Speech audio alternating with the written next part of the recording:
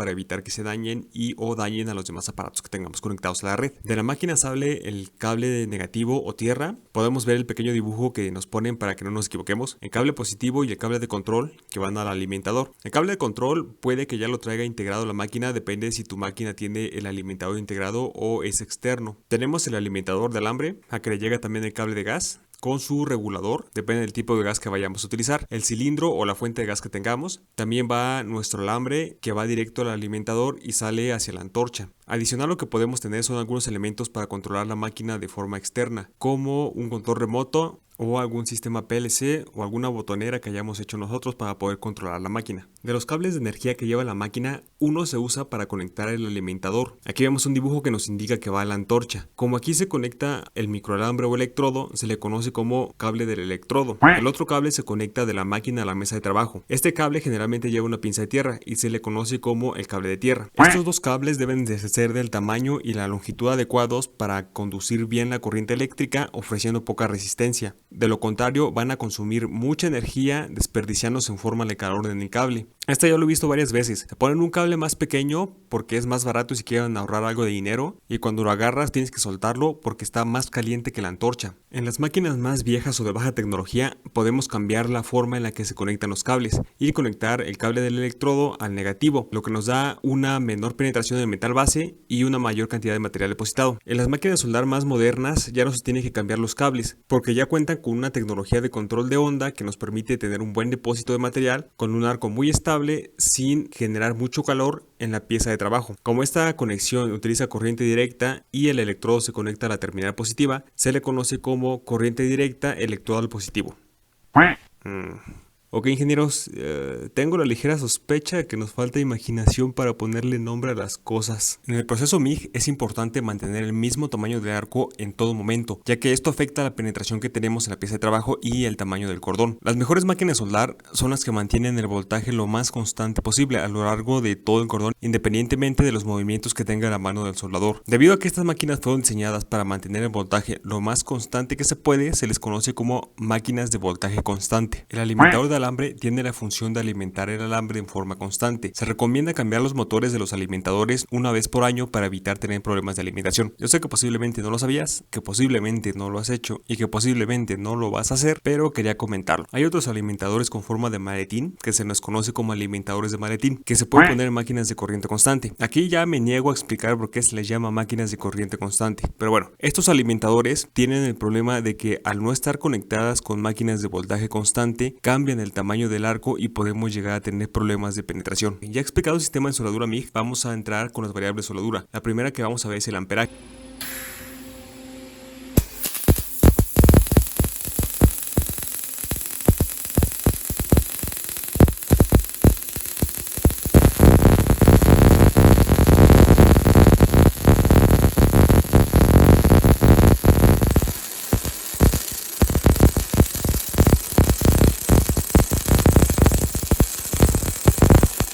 La corriente ejerce una fuerza sobre el alambre que hace que experimente una restricción y finalmente se separa. O en otras palabras, el alambre se empieza a hacer cada vez más delgado hasta que se separa completamente. La cantidad de corriente en este punto es importante porque la manera en la que el alambre se separa puede ser violenta o suave. Si la corriente es demasiado alta, ocurre una separación violenta, ocasionando mucha salpicadura y llegando a perforar las piezas delgadas. También un cordón bastante abultado. Si la corriente está con el valor correcto, la separación es suave y genera poca salpicadura. Cuando se cambia el amperaje, también se cambia la alimentación del alambre. Esto significa que la corriente controla la alimentación del alambre. Un amperaje bajo nos genera un arco inestable y breve, con depósitos de soldadura irregulares, lo que se le conoce como cacahuates. Es un microalambre que se está quemando mal y se deposita casi nada de material. Para saber en qué rango vas a poder estar soldando, hay una regla general. Si tratas de empezar a soldar y no enciende el arco, tienes la corriente muy baja. Hay que subirla. Por otro lado, si al iniciar a soldar tu antorcha y máquina están en llamas, tu amperaje es muy alto.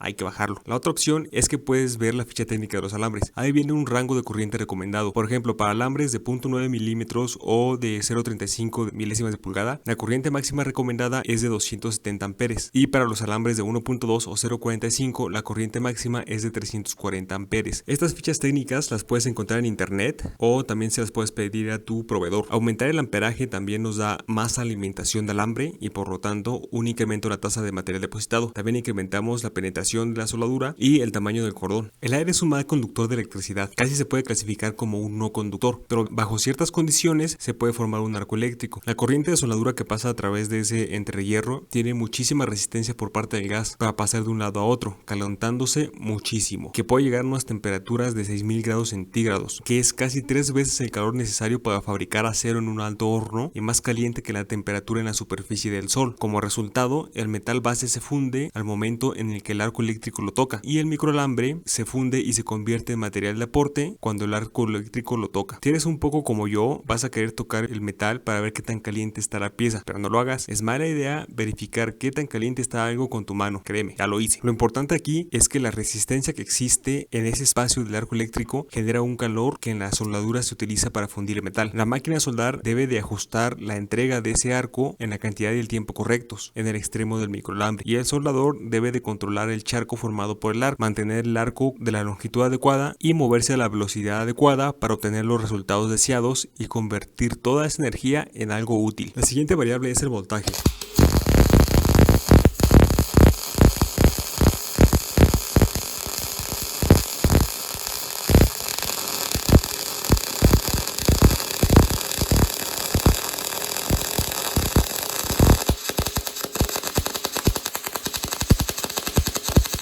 Con todas las demás variables mantenidas de forma constante, el voltaje se relaciona con la longitud del arco. Si ya tenemos las variables para soldar adecuadas y aumentamos el voltaje, el arco eléctrico se va a hacer más grande. Se va a aplanar más el cordón de soldadura al aumentar el ancho de la zona de fusión. Es común que se busque un cordón más plano porque se tiene que esmerilar menos, pero también hay que tomar en cuenta que es más difícil de controlar el charco, además de que un exceso de voltaje puede traer defectos en el cordón como porosidad, salpicadura y socavación. Si bajamos el voltaje, vamos a tener un cordón más estrecho que va a ser más fácil de controlar, va a tener una corona más alta y una penetración más profunda porque concentramos más el arco eléctrico. Un voltaje de arco demasiado bajo provoca una desconexión entre el alambre de soldadura y el metal base.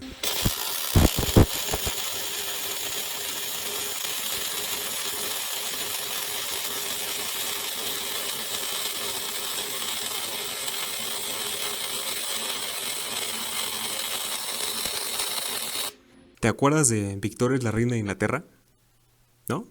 Victoria es igual a la reina de Inglaterra, la ley de Ohm. Bueno, seguramente ya no te acuerdas de lo que viste en la escuela porque fue hace varios años, pero la idea general es que para que una unidad de amperaje pase a través de una unidad de resistencia, necesitamos una unidad de voltaje. Y en el caso de la soldadura, también aplica. En este caso, la resistencia es la cantidad de alambre que hay desde la punta de contacto hasta donde inicia el arco eléctrico. Se le conoce como electrical stick out o ESO. Esa distancia nos sirve para calentar el alambre y hacer que se funda con más facilidad al llegar a la temperatura adecuada. Esa distancia la controla el soldador. Como en las máquinas de microalambre, buscamos que el voltaje se mantenga estable. Si el soldador pega más la antorcha o la aleja, cambia el valor de la resistencia y la máquina estabiliza el voltaje cambiando el amperaje. Por ejemplo, si tenemos un voltaje de 20 volts y una resistencia de 0.2 ohms, el valor del amperaje debe de ser de 100 amperes. Si dejamos más alambre, aumenta la resistencia. Suponiendo que sube a 0.4 ohms de resistencia, para no cambiar el voltaje, el amperaje tiene que cambiar a 50 amperes. Mientras que si disminuimos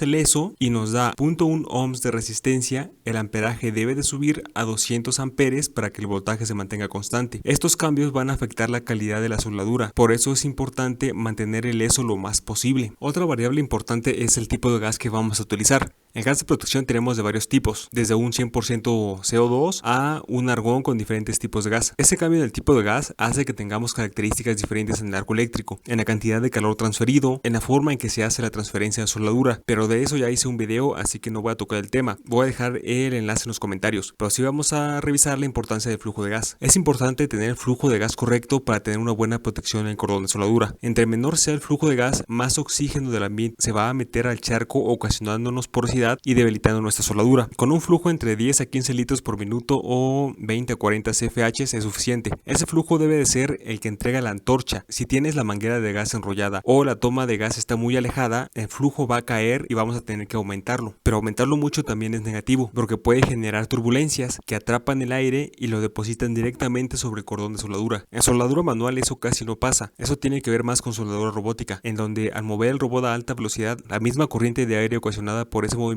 hace que el gas de soldadura no sea suficiente y se tiene que aumentar el flujo del gas para que se cubra mejor. Otra variable que depende del soldador es la velocidad de aplicación, o sea, qué tan rápido se puede soldar.